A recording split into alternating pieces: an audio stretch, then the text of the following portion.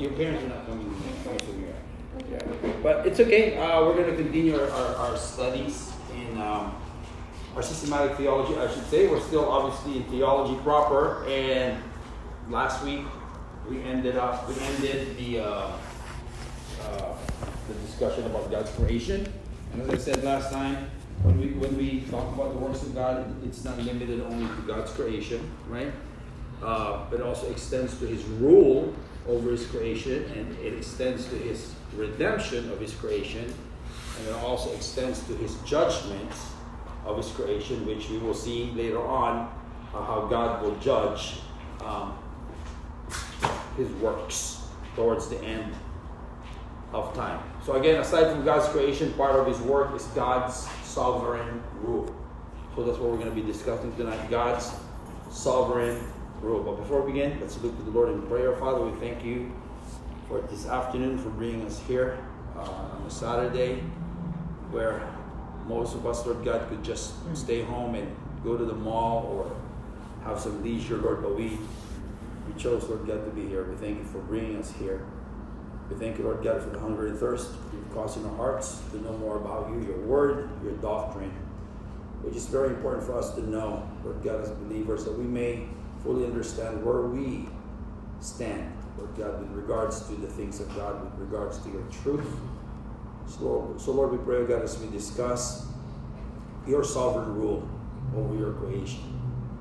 Give us faith, Lord God, and help us to understand and accept Your word, Lord God, that You are indeed sovereign, Lord God, and that You rule and reign over everything, Lord, whether people like it or not. Even if people don't submit to You, You still rule over them, Lord God. And I just pray, oh God, that we will stand in awe of You, that we will humble ourselves before You, knowing, Lord God, that despite the fact that we're sinful people, Lord God, and where You could just eliminate all of us and judge us, Lord God, Lord, You extended Your grace and Your mercy towards us, Lord God. And the reason why, Lord God, we're breathing today is because of Your sovereign rule over us, Lord. You being in control of our lives, Lord. So we thank You for that, Father. And we just commit this time of study to You. I pray God should be glorified and magnified in Jesus' name. Amen. So again, when we talk about God's work, it's not only limited to His creation, but it extends to His rule over His creation, His redemption over His creation, and His judgment over His creation. Now, so this study will focus primarily or specifically on how God rules over His creation. So God rules over His creation. Last time we discussed how God created everything. Now we're going to talk about how God rules over what He created. And this makes sense, right? If God created everything, then it's just right for Him to rule over all creation simply because He is the owner of everything, right? If you put up your own business, your own factory, you know that you established it. It's just right for you to rule over that business. It's just right for you to be the boss of that business because it's yours, right? So same thing with God, because He created everything, then it's just right for Him to rule over everything that He created. Psalm 24 verse 1 tells us, the earth is the Lord's and everything in it. The earth is the Lord's. He owns the earth. Not only the earth, but everything in it. So think of anything that you can see in this world, that belongs to God. There's a verse that says, He owns the cattle on 1,000 hills. Now some smart aleck people will say, oh, okay, so He doesn't own the cattle on the 1,001 hill. Well, no, it's just saying that He owns everything. So He owns the cattle on the 1,000 hills, even of course the 1,001 hill. He owns the cattle on those 1,001 hills. It's just saying that the earth is the Lord's. He owns everything in the world because He created everything. Also Psalm 50 verse 12. Can somebody read Psalm 50 verse 12? This is a good verse too. That tells us that God owns everything. Psalm 50 verse 12? Yeah, verse 12. If I were hungry, I would not tell you, for the world is mine and all that is in it. There you go. See, we know that God doesn't get hungry because He's God, but He's just saying here, hey, listen, because I own everything, I'm not obligated to tell you things. Even if God is hungry, He doesn't have to tell you if He's hungry. And here it says also that everything, the world is His and all that is in it. And as the Lord of all creation, God can always exercise absolute sovereignty over what His hands have made, right? Because He created everything, then He has the right? He has the right as Lord of all creation. He has the absolute right to exercise absolute sovereignty over what His hands have made, and that He can do anything He wills. As I said earlier, you own a factory, you own a business, whatever you want to do with your business. Well, same thing with God, because He is Lord of all creation, right? Then He has the right to rule over it and do what He wills. We've already established that He's the creator of all. Isaiah 45:18 says God is the creator of all. We've established that. But now what we're going to establish right now is that God is ruler of all. Look at 1 Chronicles 29:11 and 12. 1 Chronicles 29:11 and 12. Here we will see how God rules over everything. 1 Chronicles chapter 29, verses 11 and 12. Here it says, yours, O Lord, is the greatness and the power and the glory and the majesty and the splendor. And it says here, for everything in heaven and earth is yours. So earlier we read the earth is the Lord's, but here it also says for everything in heaven, not only on earth, but also in heaven and earth is yours. Yours, O Lord, is the kingdom. You are exalted as head over all. Head over all means He is sovereign over all, a ruler over all. In verse 12, wealth and honor come from you. So if you have wealth, you have honor, that comes from God, because He owns those things and He gave it to you. You are the ruler of all things. Here, the writers reiterated that He's the ruler of all things. In your hands are strength and power to exalt and give strength to all. So if you have strength, you have power. God gives you that strength. It's His and He gives it to you. So here we see how in 1 Chronicles 29, God as ruler of all. And in Isaiah 46 verse 10, it shows that how God exercises His sovereignty over all. Again, God is the creator of all in Isaiah 45:18. He's the creator of all. And then 1 Chronicles 29:11 to 12 shows that God is ruler of all. And because He's ruler of all, then therefore He exercises sovereignty over all in Isaiah 46 verse 10. We used this passage before when we discussed the decree of God. So look at Isaiah 46 verse 10, saying that God exercises sovereignty over all when He said, I make known the end from the beginning. Then look at this passage. He said, I make known the end from the beginning. In other words, He determines everything from beginning to end. From ancient times, what is still to come. Well, what does that mean? Well, there are certain things that hasn't happened yet. Look at the book of Revelation. It hasn't happened yet, right? But He determined that. The coming of the Antichrist, He determined that. He didn't cause the Antichrist to be the Antichrist. That's His own doing. He rebelled against Christ. He's going to rebel against Christ because of His own doing. But God already decreed that. That's a word. That's a correct word, decree. He decreed for everything to happen from beginning to end. Right? From ancient times, what is still to come. And He said, I say my purpose will stand, and I will do all that I please. Look at that powerful verse right there, showing that God is sovereign over everything. Over everything. And lastly, in Psalm 103, verse 19, wraps up all these things. Psalm 103, verse 19. The Lord has established His throne in heaven, and His kingdom rules over all. In other words, there is no kingdom that God rules over. He rules over everything. Now let's look at J.I. Packer's observation with regards to God's sovereign rule over His creation. So I'm going to quote J.I. Packer. J.I. Packer was one of the good theologians of today, and this is what he said with regards to God's sovereign rule over his creation. And I quote, the view of God's relation to the world must be distinguished from letter A, pantheism, which absorbs the world into God, because that's what pantheism is, or regards the universe as a manifestation of God, right? So he said we must distinguish the view of God's relation to the world must be distinguished from pantheism and also from deism. What is deism? Deism cuts the world off from God. That's what it means. Dualism, which divides control of it between God and another power. In other words, dualism means partly God controls everything and partly another power controls everything, but that's not true.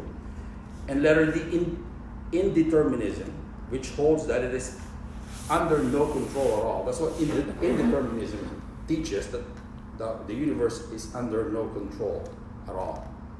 Letter E, determinism, which asserts a control of a kind that destroys man's moral responsibility. While we believe that God determined things because of his decree, his decree determined that, but the Bible also teaches man's responsibility. But determinism teaches that man has no responsibility at all, no moral responsibility at all. That's wrong.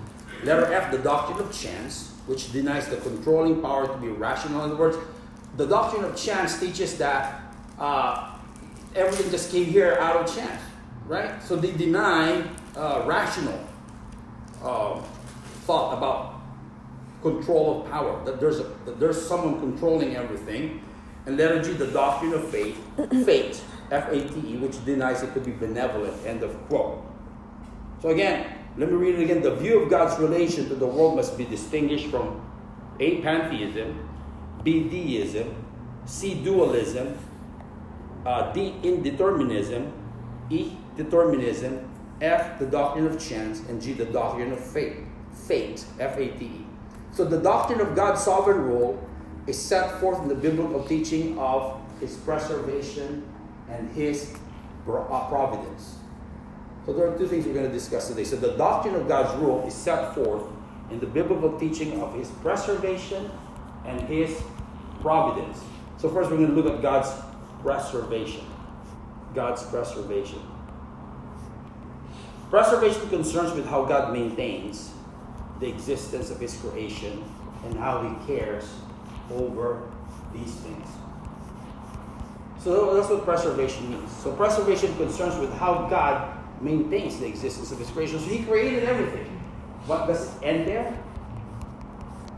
Some people would say, like the agnostics would say, God created everything, but you know what? After he created everything, he pulled away from his creation. That's what they teach. But no, God created everything, but because he's sovereign over his creation, then therefore he preserves what he created. He maintains the existence of his creation. The reason why you and I are sitting here in this chair or be standing here, right, is because he preserves us. And he cares over his creation. Look at Nehemiah 9:6. We're going to look at a few verses today, but it's good just to back up what we're discussing. Nehemiah chapter 9, verse 6. Nehemiah is almost before Psalms. Nehemiah chapter 9, verse 6. Can someone read it from the ESV version? I love the ESV version. You are the Lord, you alone. You have made heaven, the heaven of heavens, with all their hosts, the earth and all that is on it, the seas and all that is in them, and you preserve all of them. You preserve. And the host of heaven worships you. This is the word, he preserves. That's why I had her quote ESV. Because it says specifically in the ESV, he preserves. So he created everything according to that passage. There's no doubt you mentioned. He created everything. But it also says that he preserves what God created. Right? Colossians 1:17, what does it say? Whoever finds it. Now, Colossians is not hard to find because it's in the New Testament, right? Unlike Nehemiah and all those other books.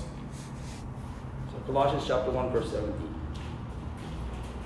Look at how God preserves everything.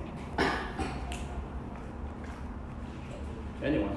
He is before all things, and in him all things hold together. Look at that verse. In him all things hold together.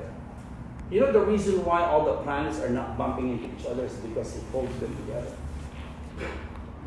Have you ever thought of that?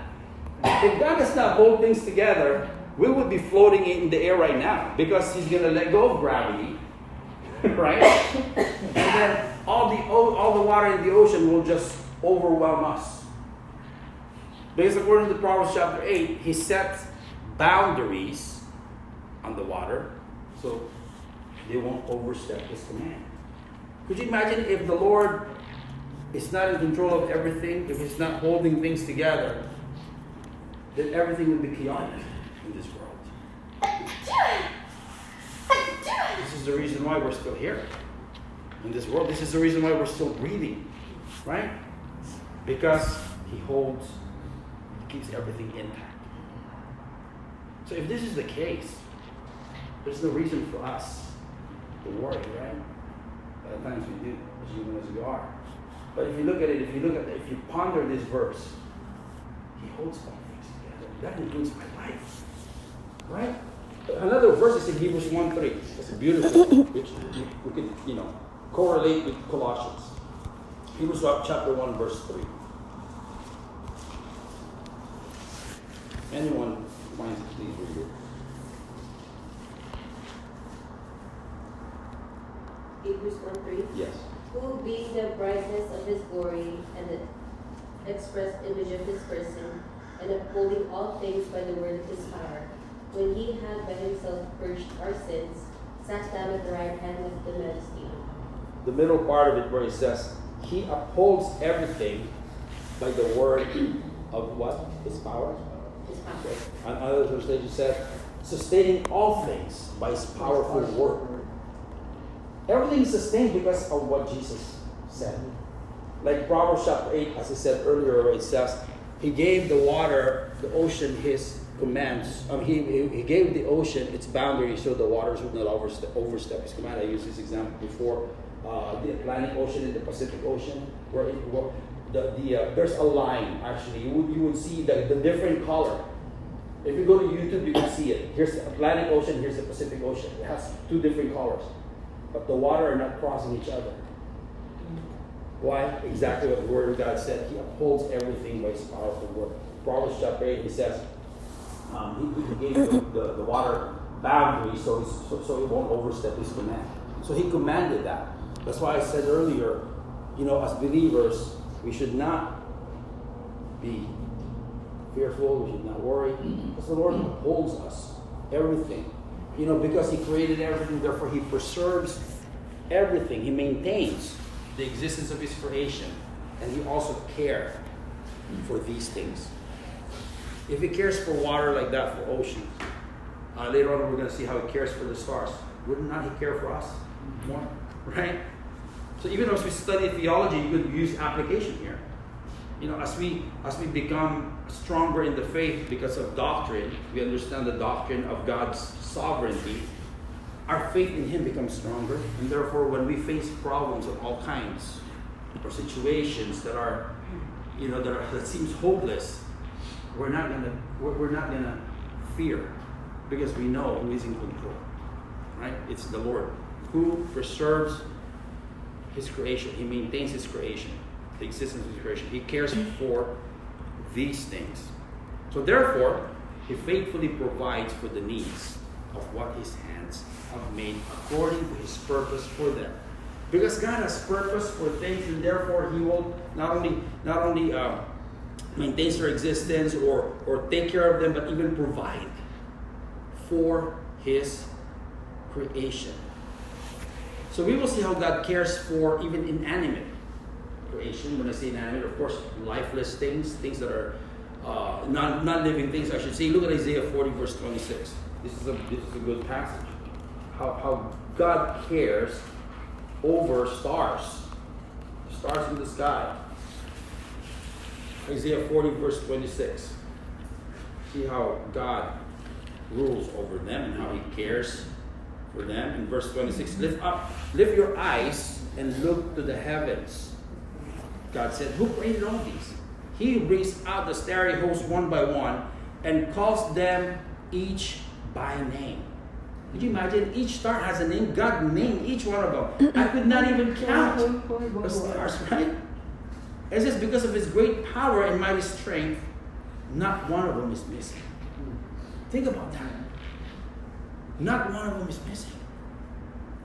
Because God simply cares for these things. Again, inanimate things, non-living things, right?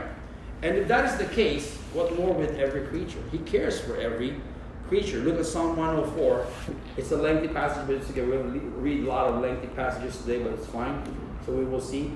So not only God cares for inanimate creatures or creation, but even every creature. In Psalm 104, verses 10 to 28. Psalm 104, verses 10 to 28. Look at how God cares for all kinds of creatures here, or creation. He makes springs pour water into the ravines. It flows into the mountains. They gave water to all the beasts of the field. The wild donkeys quenched their thirst. The birds of the air nest by the waters. They sing among the branches. He waters the mountains from his upper chambers. The earth is satisfied with the fruit of his work. And he makes grass grow for the cattle, and plants for man to cultivate, bring forth food from the earth. Wine that gladdens the heart of man, oil to make his face shine, and bread that sustains his heart. Think about that, right? He gives us bread. The trees of the Lord are well watered, even the trees. The Lord waters them. The cedars of Lebanon that he planted. He cares for these things. There the birds make their nests. See, the Lord provided a place for the birds to make their nests. The stork has its own home in the pine trees. The high mountains belong to the wild goats. The crags are a refuge for the conies. The moon marks off the seasons, and the sun knows when to go down. To bring darkness, it becomes night, and all the beasts of the forest prowl. The lions roar for their prey. Look at the last portion, and seek their food from God. I mean, think about this. We know that God provides for these creatures, but I think it's so awesome that even lions seek their food from God. They know who to go to when they're hungry, right? But unlike people, they don't even believe that God is the one who provides for them. But yet lions, they come to God and seek their food from Him. The sun rises and they steal away. They return and lie down in their dens. Then man goes out to his work, to his labor until evening. And the psalmist said, "How many are your works, O Lord? In wisdom you made them all. The earth is full of your creatures. There is the sea, vast and spacious, teeming with creatures beyond number, living things both large and small. There the ships go to and fro." So the Lord, allowed the ships to go back and forth, and the Leviathan which you formed to frolic there. These all look to you to give them their food at their proper time. Wow, they know where to go to, right? When you give it to them, they gather it up. When you open your hand, they are satisfied with good things. So here we see there's a variety of God's creation in that passage that we read that God provides for. Why? Because He, as someone who rules over His creation, He preserves His creation by maintaining the existence of His creation, by taking care of them, even faithfully providing for their needs. Provide for all their needs, right? So again, we saw how God cares for inanimate creation, the stars, even creature, and all the peoples as well. Look at Acts 14, verse 17. He cares for every person in His world. He cares for His creation. Acts chapter 14, verse 17.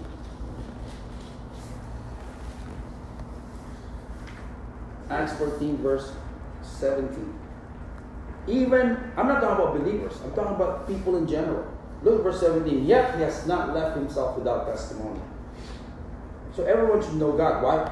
It says here, He has shown kindness by giving you rain from heaven and crops in their seasons. Now, who was Paul speaking here? He was speaking to a group of people who were idolatrous. Paul and Barnabas just healed someone who was a crippled man. And after he healed them, after they healed him, I should say, they started offering things to them. And they said, listen, you know what?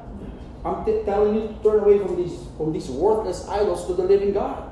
And then that's when Paul said, He has not left Himself without testimony. He has shown kindness by giving you, the heathen, rain from heaven and crops in their seasons.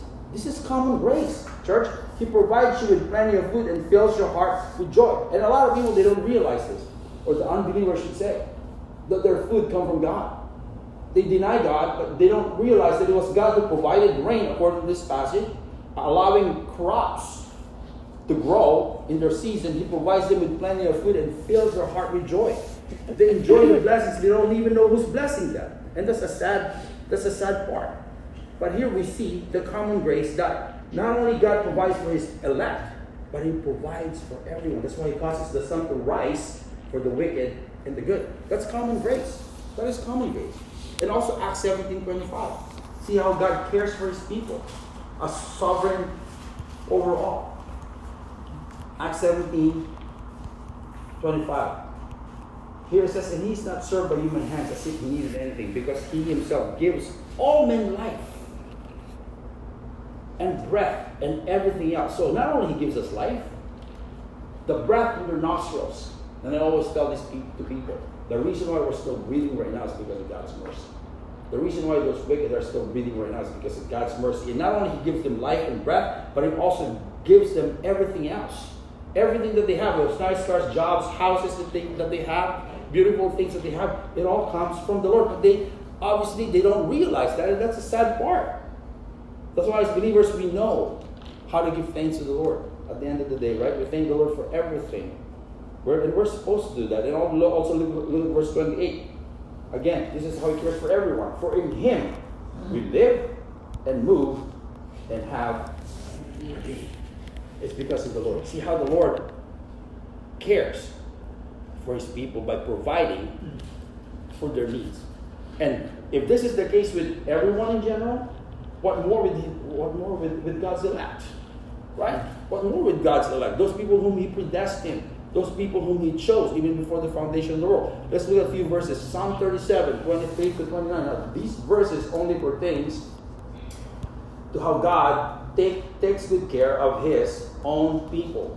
Psalm 37, verses 23 to 29. Psalm 37, 23 to 29. Here it says, if the Lord delights in a man's way, he makes his steps firm. Though he stumble, he will not fall, for the Lord upholds him with his hand. I mean, church, how many times we've fallen as believers, right?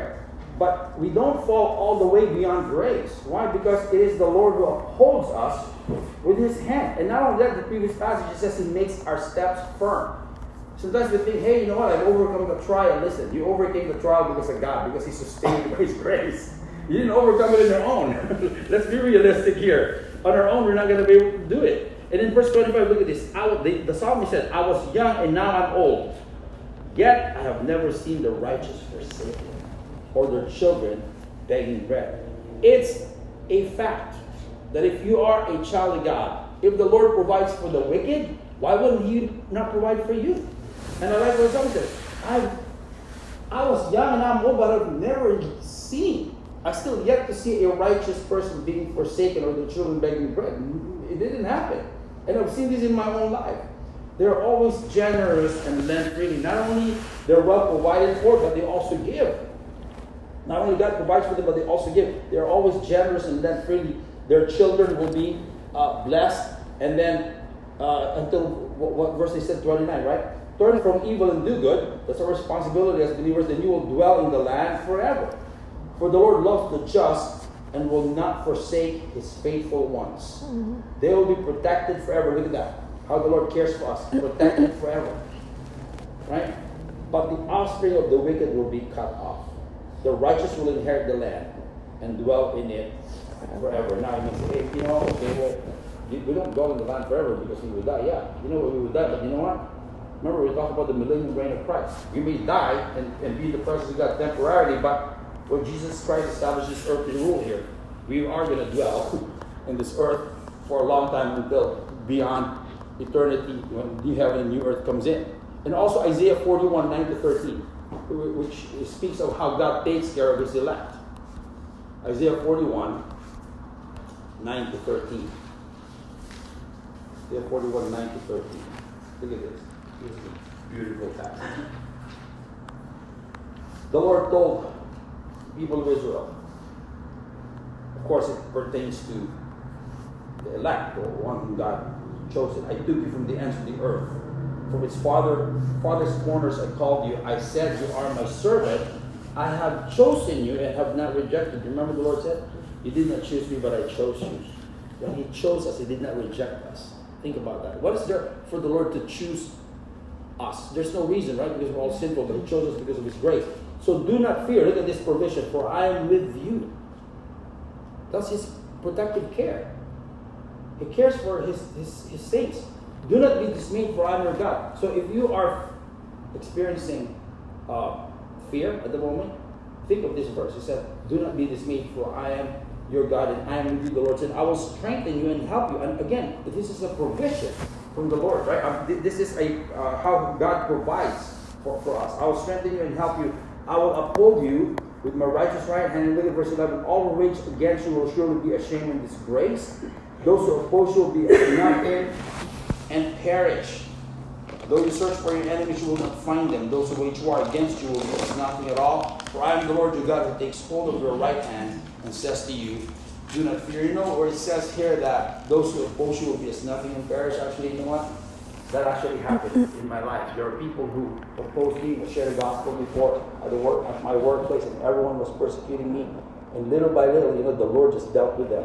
And some horrible things happened. The point is this: if you are in the hands of God, all those who rage against you, the Lord will deal with them.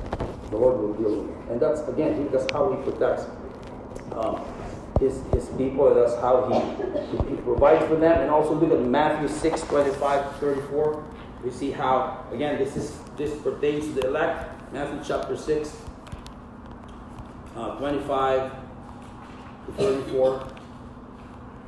It's a reminder for us too. Sometimes we worry in life. The Lord said, therefore I tell you, do not worry about your life. Now He's speaking to His disciples here.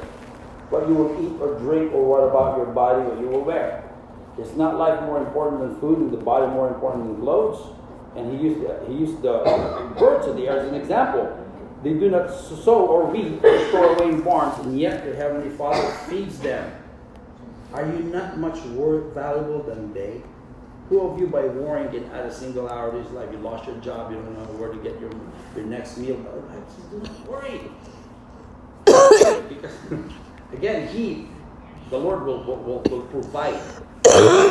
And why do you worry about clothes? See how the lilies of the field grow. You do not labor or spin, yet I tell you that not even Solomon in all his splendor was dressed like one of these.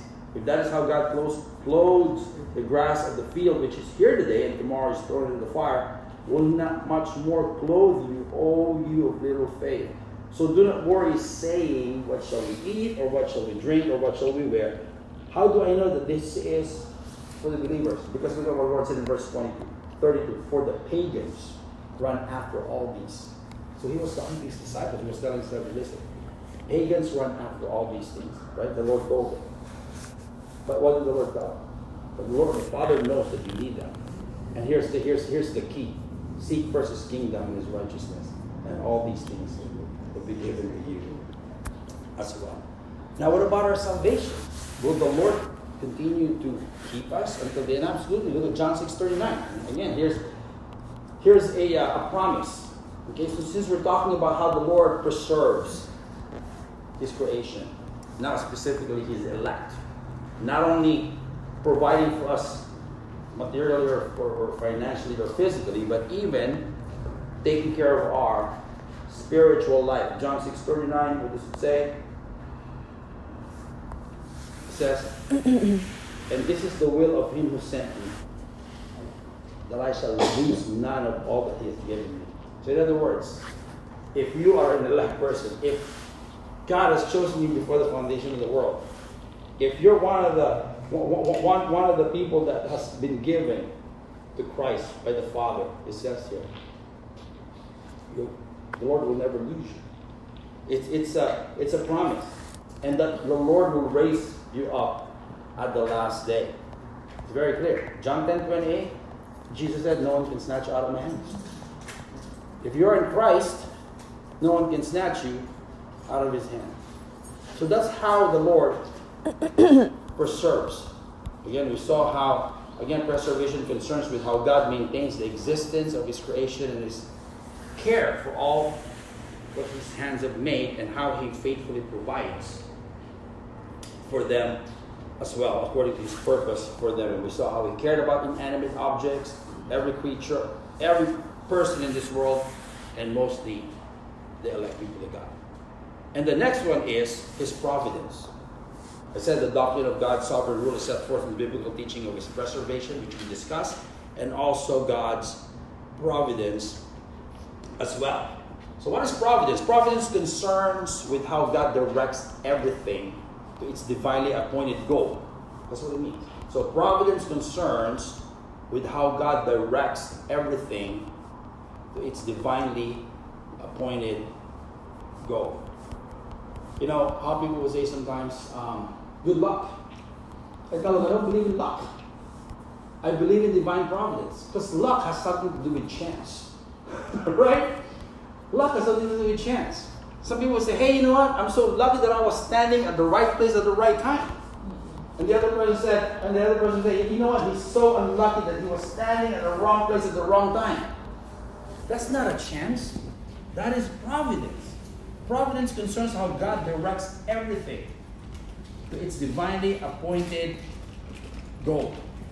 You know, meeting Jeff was not actually a chance. I met Jeff a few years ago at the gym. No. I didn't know him. I didn't meet him right away. I see him all the time. I was working out. He was working out. And finally we talked.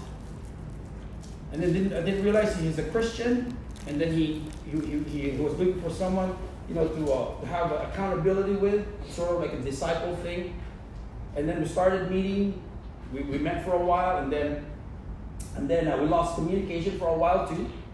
And after we planted Grace and Truth Fellowship, he's been actually to HBC a few times. But after we planted Grace and Truth Fellowship, he texted me and said, hey, you know, I noticed you're along with HBC and then you planted that church. I'm looking for a church right now. And then now he's here.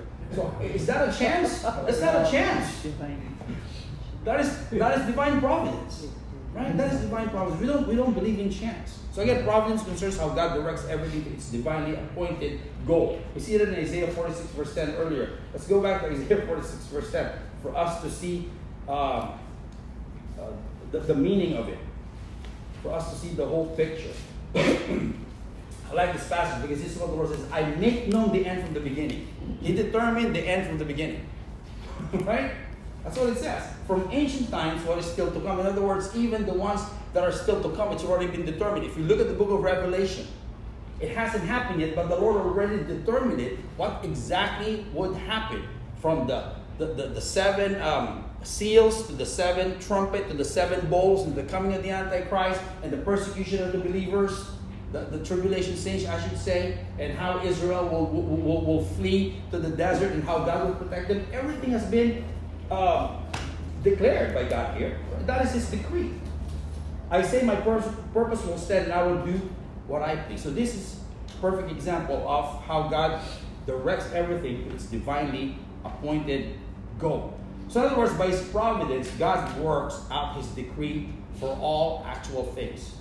He works out His decree for all actual things. I know we studied the decree of God a few months ago, but let's define decree again, okay?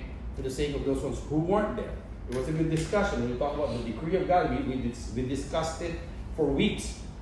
It's a hard subject to deal with because we're dealing with God's sovereignty and at the same time the responsibility of man. Because both are seen in the Bible. The Bible teaches both the sovereignty of God and the responsibility of man. But the how of the matter is something that is mystery to us. So again, divine decree is God's plan by means of which He has determined all things that relate to the universe, including His own actions toward it and all that comes to pass in it and of it. That is God's decree. So again, divine decree is God's plan by means of which He has determined all things. Again, look at Isaiah 46 verse 10. I make known the end from the beginning. He said, right? That relate to the universe, including His own actions toward it and all that comes to pass in it and of it. An example again with what happened to Jeff and I. The Lord determined that. The Lord decreed that. It came to pass. So the things that doesn't happen are the things that the Lord didn't decree, simply because they didn't come to pass. So the fact that it came to pass, it means to say He decreed it. Right? He decreed it. Okay? So we can see this in His fulfillment of His sovereign purpose in the following. Number one, throughout the universe. Look at Daniel 4:35. Can someone read Daniel 4:35? It's a good verse. Daniel 4:35. I wish you guys were all here when we studied the decree of God. It was really interesting. It was very theological. I think that was the most theological subject we've discussed. Right, Raina? The decree of God? Wasn't that the most solid, deep, theological? You know how God, the sovereignty of God, we discussed that before. Daniel 4:35. Can someone please read it? Daniel 4:35. Yes. All the peoples of the earth are regarded as nothing. He does as he pleases with the powers of heaven and the peoples of the earth. No one can hold back his hand or say to him, what have you done? Wow. He does as He pleases. No one can hold back His hand. Lord, we ain't doing that. Well, who are you to tell the Lord that? If the Lord decided for it to happen, it will happen. According to this passage. No one can hold back His hand or say to Him, what have you done? Lord, what have you done? So we see that throughout the universe, and also we see that by His ruling all natural forces. We see how He rules all natural forces. It's a lengthy passage. It's okay. Job 38. Look at Job 38. How about we read 3 verses each? So Job chapter 38, it's before Psalm. Okay? Before Psalm. Job 38 verses 4 to 38. Okay? 4 to 38. Let me read the first 3. Where were you, the Lord said, when I laid the earth's foundation? Tell me if you understand. Who marked off its dimensions? Surely you know. Who stretched out a measuring line across it? On what were its footings set? Or who laid its cornerstone? That's, and then we go like that. When the morning stars sang together, and all the sons of God shouted for joy, or who shut in the sea with doors, when it burst forth and issued from the womb, when I made the clouds its garment, and thick darkness its swaddling band. And Raina, then to 12. When I fixed limits for it and set its doors and bars in place, when I said, this far you may come and no farther. Wow. Here is where your proud waves fall. Have you ever given orders to the morning or shown the dawn its place? I love that. Have you ever given orders in the morning? So the Lord is showing His, again, His ruling all natural forces. Kaya, verses 13 to 15. That it might take hold of the skirts of the earth, and the wicked would be shaken out of it. It is changed like clay under the seal, and its features stand out like a garment. From the wicked their light is withheld, and their uplifted arm is broken. Yeah. Have you journeyed to the springs of the sea or walked in the recesses Yeah, of this the is- deep? Wow. Have the gates of death been shown to you? Have you seen the gates of the deepest darkness? Have you comprehended the vast expanses of the earth? Tell me if you know all this. Wow. Where is the road to the home of light? Do you know where darkness lives, so you can lead it back to its border? Are you familiar with the paths to its home? Don't you know you were already born? You have lived so long. Have you entered a place where the snow is stored, or have you seen the storehouses of hail? Brother Roy, 23 to 25. 23. To 25. Which I reserve for these 4 times of trouble, days of war and famine. In a place where the lightning and disperse, or the place where the east winds are scattered over the earth. 25. Until 25. Okay, who cuts a channel for the torrents of rain? 25. for the thunderstorm. 26. To water a land where no man lives, a desert with no one in it. To satisfy a desolate wasteland and make it sprout with grass. Lest the rain have a father. Who fathers the drop of dew? From whose womb comes the ice? Who gives birth to the bird from the heaven? Come on. 29. 30 to 32. The waters harden like stone, and the surface of the deep is frozen. Can you bind a cluster of the The ladies. Pleiades? The ladies, yeah. Or loose the belt of Orion? Can you bring out Mazzaroth in its season? Or can you guide the great bear with its club? Yeah, Pleiades is actually a star cluster, and Orion is a constellation. You can really see it. It's so far. When you see it, it's really small. And of course, Bear is Leo in another constellation. So the Lord is showing His rule over all these natural forces too, right? What's the last? Brother Ed, 33 to 35. Do you know the laws of the heavens? Can you set up God's dominion over the earth? Can you raise your voice to the clouds and cover yourself with a flood of water? Do you send the lightning bolts on the way? Do they report to you? Here we are. And then 36 to 38 to Super Silver. Who gives the ibis wisdom, or gives the rooster understanding? Who has the wisdom to count the clouds? Who can tip over the water jars of the heavens? When the dust becomes hard, the clouds of earth stick together. So not only by His ruling all natural forces, but we also see it all in all animals. So let's continue, Brother Jeff. Job 38, verse 39, 3 verses. 39 to 41. Can you put the praise for the lion or satisfy the appetite of the Olympians? Can they capture the dance for one of the world?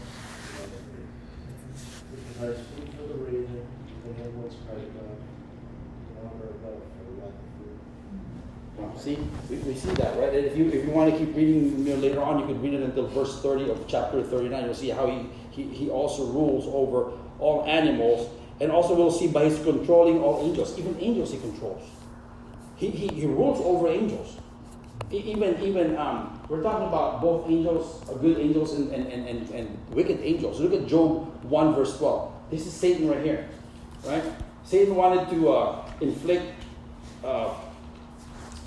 hardship on Job, or he wanted to give Job trials, I should say, and the Lord permitted him, but he can only operate within God's between God's command. So look at Job. What was it? Job 1:12. Des, can you read Job 1:12, please? Job 1:12. Well, let's start with verse. Let's start with verse 9 until 12. So we'll see the whole context of it. So Satan answered the Lord and said, Does Job fear God for nothing? Have you not made a hedge around him, around his household, and around all that he has on every side? You have blessed the work of his hands, and his possessions have increased in the land. But now stretch out your hand and touch all that he has, and he will surely curse you to your face. And the Lord said to Satan, Behold all that he has in your power, only do not lay a hand on this person. So Satan went out from the presence of the Lord. Look what the Lord said. Yes, go ahead. Deal with Job the way you however you want to do. But it said, do not lay a hand. It's limited. What does that tell you?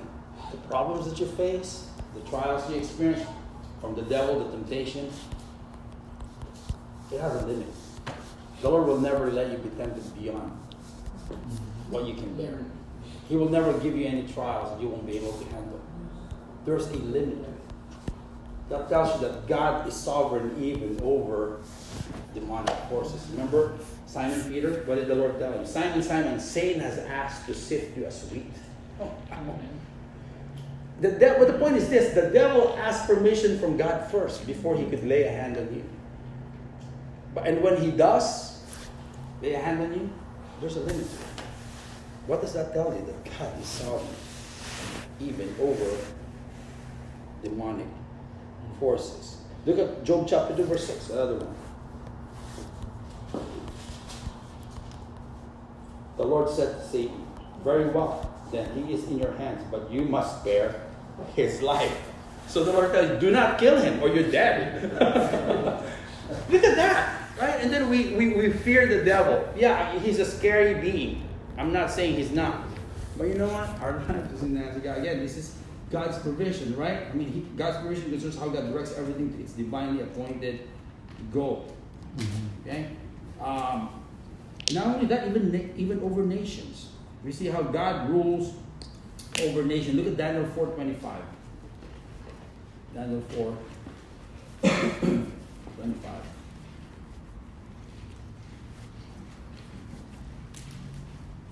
I wish I could have. When I left the other church, I was actually preaching the book of Daniel, and the last chapter I preached was chapter 3. I enjoyed preaching the book of Daniel, but unfortunately it stopped. So God willing, one of these days, maybe after Mark, we'll study the book of Daniel. It is a good book. It is a good book. Daniel 4:25. What does it say here? Where is it? Look at the sovereignty of God here over nations. He told King Nebuchadnezzar, you will be driven away from people and you will live with wild animals. You will eat grass like cattle and be drenched with the dew of heaven. 7 times will pass by for you until you acknowledge that the Most High is sovereign over the kingdoms of man and gives them to anyone he wishes. Remember, this was Nebuchadnezzar, the most lofty, arrogant king ever, because Babylon was reigning over all the earth back then. Babylon was lofty. Nebuchadnezzar thought that he was the greatest. But what did the Lord do? The greatest king was brought to what? To a place where wild animals live, and here in this place he will also live with them and will eat grass like a cattle and be drenched with the dew of heaven. Seven times will pass by until he acknowledges that the Lord Most High is Lord of all, and not him, not Nebuchadnezzar, because he was so arrogant. The Lord humbled him, and that the Lord told him, until you acknowledge that the Most High is sovereign over the kingdoms. Because Nebuchadnezzar didn't acknowledge that. Here, the point I'm saying here is God is sovereign over kingdoms. And mind you, whatever is happening here in the United States has nothing to do with being, Trump being the president or what have you, or whoever's sitting on. All of these were ordained by God. All these were ordained by God. Like for example, only Jerusalem, for example, right? How many presidents have passed by that promised, okay, we're going to make Jerusalem the city of Israel? They made all those empty promises, from Bush to I'm not trying to be political, but I'm just using this as an example since we're talking about nations, right? God being sovereign over nations.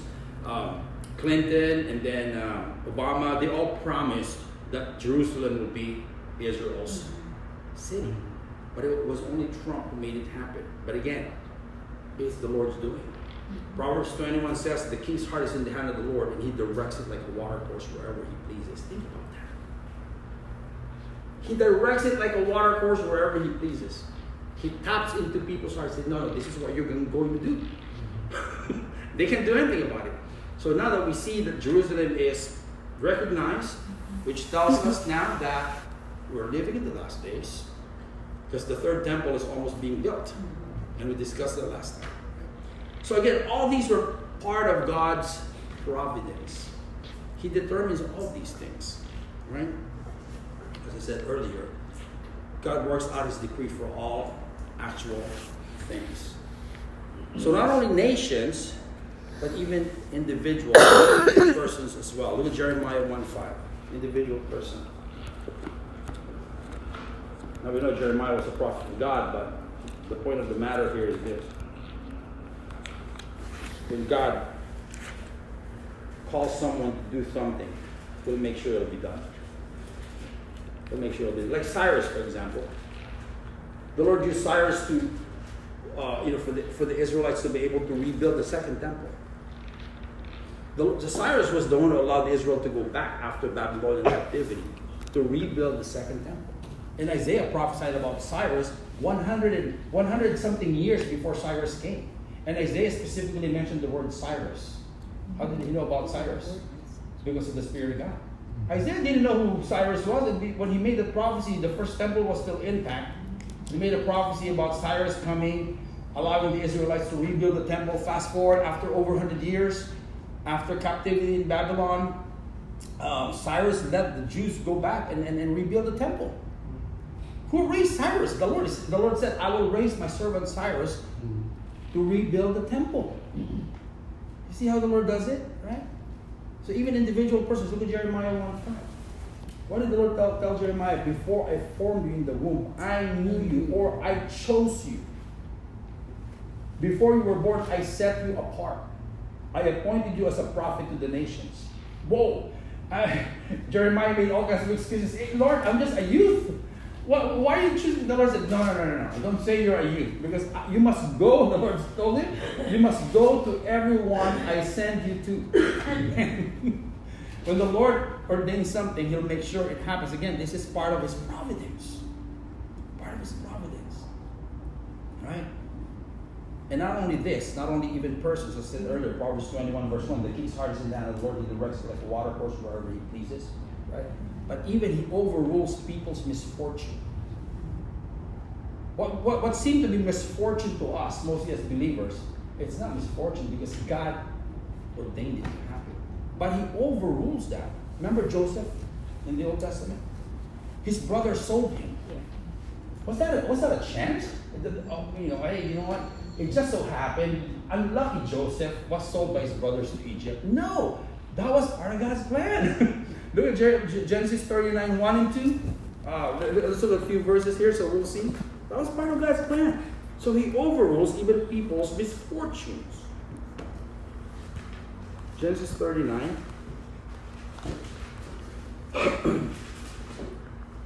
One and 2. Now Joseph had been taken down to Egypt. Potiphar, an Egyptian who was one of Pharaoh's officials, the captain of the guard, bought him from the Ishmaelites who had taken him there.